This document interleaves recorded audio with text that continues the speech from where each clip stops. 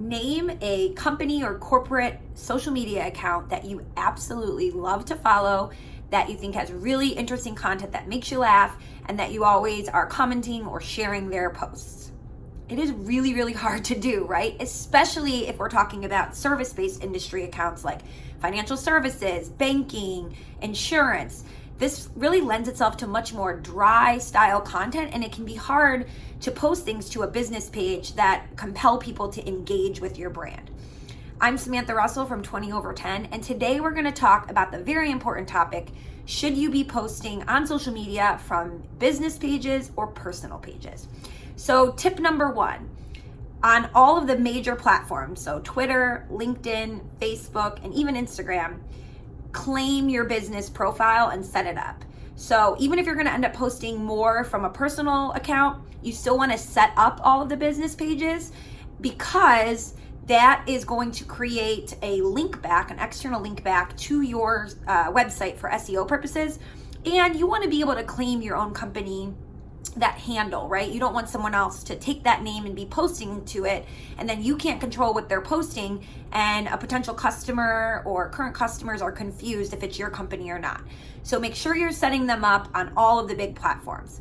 The second thing to consider is if you're using a social media scheduling tool, where at the beginning of the month you schedule out all your posts, you cannot post to a Facebook personal account from a social media scheduling tool. Ever since the last election, when there was all these fake accounts that were created and people were having, lots of issues in telling what was real and fake, Facebook has cracked down on this. And so now you can only post from a scheduling app to a business page.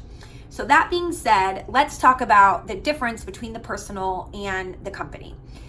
People create relationships and build rapport and have a much easier time connecting with human beings, with somebody that has a face, right?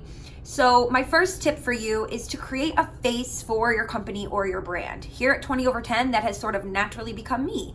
Samantha Russell has become the face of 20 over 10, but it works a lot better for people to be able to pose questions to me, to interact with our content, rather than interacting with the faceless company that is 20 over 10, right? We still have company feeds, and I will reshare and repost that content, but it's much easier to build connections and build rapport between two human beings than with a company and human beings, right?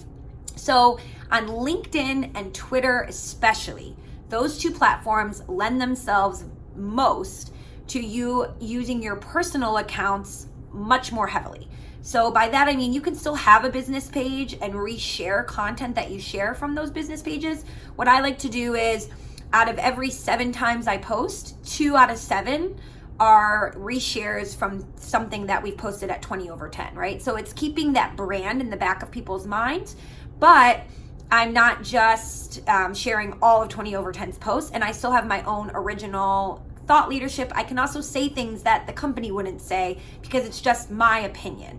So that's my tip for you today. If you want to build connection and you want to get more engagement on your social accounts, you want to use personal pages for LinkedIn and Twitter especially, and then set up business pages for all of the big 4 platforms so that you can control what is being posted there.